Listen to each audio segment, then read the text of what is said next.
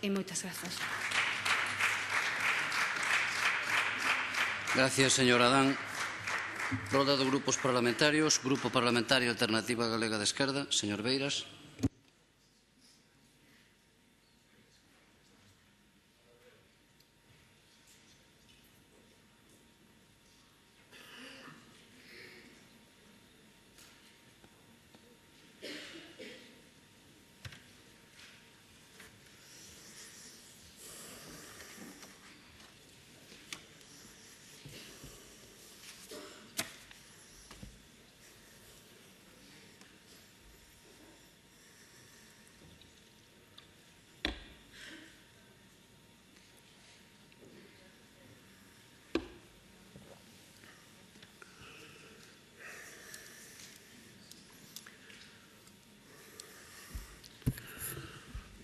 Señor Presidente en funcións da Cámara de Representantes, señor Presidente da Xunta ausente no máis prístino e mental sentido da palabra, señora Conselleira de Facenda que debe estar no paraíso, supoño que non fiscal, señor Conselleiro de Economía e Industria e exportación de frutas con bicho, como decía la codorniz hai 50 anos e sería plenamente vixente hoxe.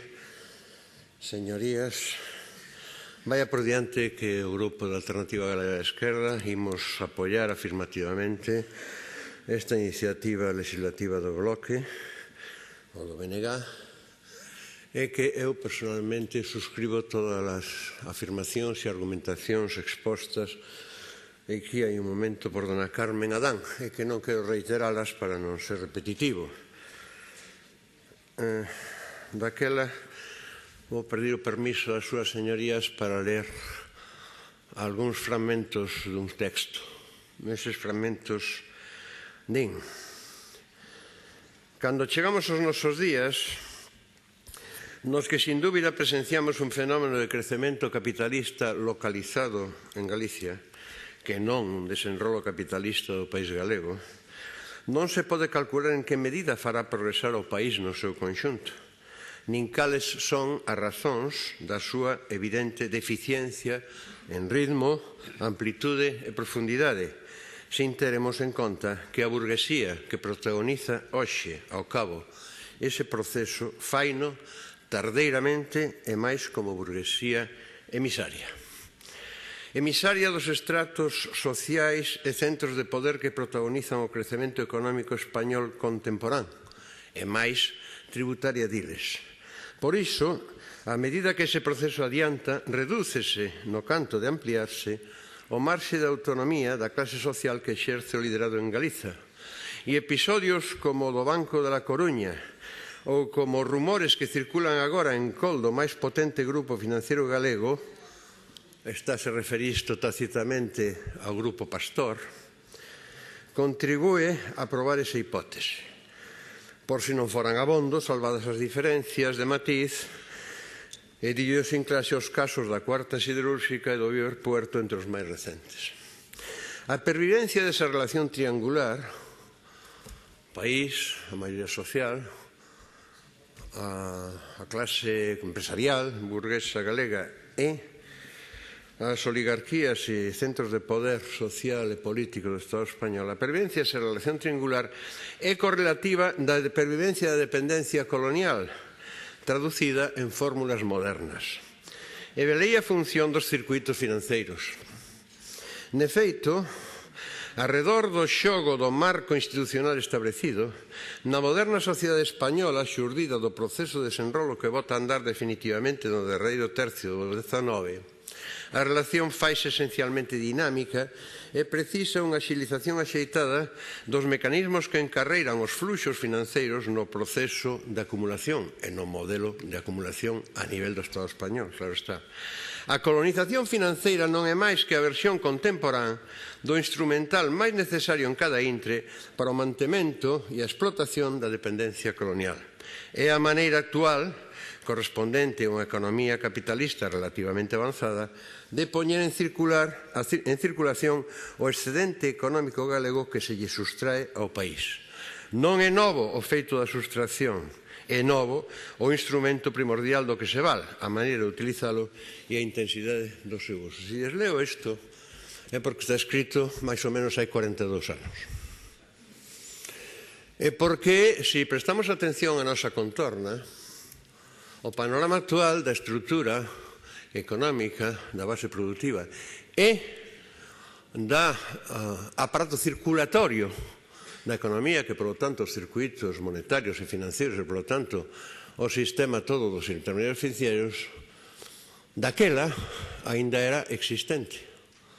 Falábase de que o Banco de la Coruña, poucos anos antes, a finais dos 60, decidira a familia propietaria, os Vilariño, nunha situación en que o banco non tiña absolutamente ningún problema, que tiña a máis ampla e nutrida rede de sucursais e oficinas bancarias en toda Galiza, preferiu pasar de banqueiro a rendista e vendeulle todo eso por 4 cadelas ao Banco de Bilbao. O Banco Pastor estaba en peligro daquela, pero o Banco Pastor non desapareceu daquela. O que pasa é que cambiou de ser simplemente o instrumento como o Banco Industrial, aínda que non levase ese nome, do Grupo Barrié, o artefacto financeiro do Grupo Barrié, fundamentalmente do que era Fenosa, con investimentos a longo prazo, como implican as represas, etc., a ser un banco comercial.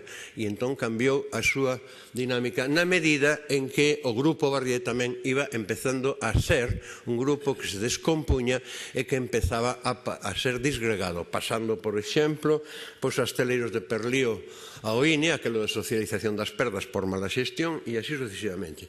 Pero nese mesmo momento acababa de crearse, poucos anos antes, o único banco industrial galego nacido a raíz da reforma bancaria do ano 64-65 que acabou coa banca mixta como patrón xeral e introduciu a especialización bancaria entre bancos de negocios, bancos comerciales, para créditos fundamentalmente a corto prazo e Banco Industrial para crédito a longo prazo. Falo do Banco do Noroeste. O Banco do Noroeste foi acosado pouco despois de escritas estas cousas e anúnciase noutra parte deste texto que está verosímilmente en perigo de extinción, pois foi acosado por a gran banca que estaba creando os seus propios bancos industriais simplemente como pseudópodos dos bancos de sempre, e foi acosado e destruído. Foi comprado por Rumasa, saben ustedes, por cal cifra. Enseñárame o documento Luis Adrellanos, catedrático de Dereito Mercantil daquela e decano da Facultade Económica, 50.000 pesetas. Pero, se comparamos aquela situación ca de hoxe, resulta que estábamos na gloria. Había unhas posibilidades. Primeiro, estábamos aínda nun ciclo expansivo da economía e aínda existía un tecido industrial importante no complexo industrial, no complexo agrario, incluso en sectores emerxentes como o propio textil que estaba emerxendo daquela, e había aínda intermediarios financeiros, non só esos bancos, sino pequenos, e había sobre todo as caixas de aforro. Hoxe, nada.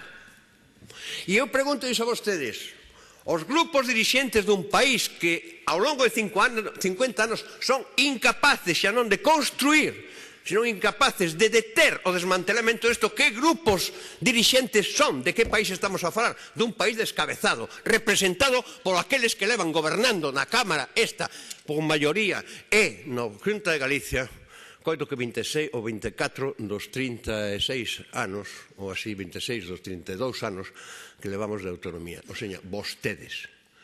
Pero que por riba, a altura de 1989, don Carlos Mella e este que lles fala, da colo era eu o único deputado do bloque, presentamos unha proposición de lei que debo decir en honra da verdade que foi fundamentalmente obra de Carlos Mella, que era un home con unha, sigue vivo, pero daquela en plena actividade, fora vicepresidente económico da Xunta de Galicia no primeiro goberno, unha iniciativa legislativa de creación dun Instituto de Crédito Galego, que era visto como un instituto que funcionaba, por unha banda, como o Banco Público na medida de encaixe no Estatuto de Galicia para levar incluso a tesorería da Xunta de Galicia, para relacións financieras co Goberno do Estado e para todo o que tamén se establece e se propón nesta iniciativa legislativa.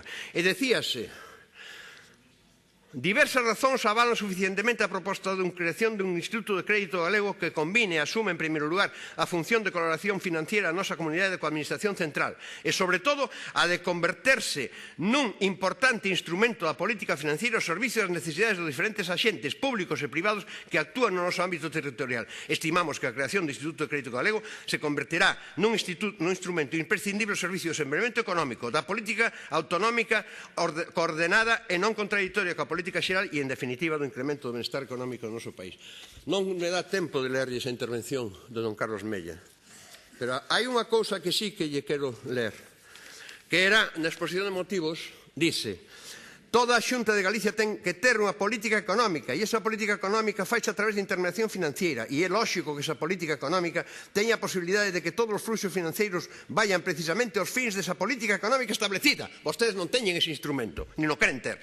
Para iso necesita un organismo ou un instituto de crédito oficial que teña na súa man concentrados os recursos financeiros e poida coñecer, saber e determinar en cada momento se estes recursos van dereitos aos objetivos de política económica. Ni siquiera o fixeron coas caixas de aforros. Vou rematar porque non me quero pasar do tempo. Insisto, vostedes son responsables de que este país sexa desangrado sistemáticamente porque nin daquela quixeron, nin despois no ano 91 co goberno de Fraga tampouco quixeron a mesma proposta, nin agora seguramente, a non sei que veñan algúns de vostedes un pouco alegritos, media dúcia de vostedes, ao momento da votación, pois vai sair adiante, por suposto, pero son os responsables. Gracias. E este país vai pedir contas. E non quixera estar na súa pel, nada máis. Gracias, señor Beiras.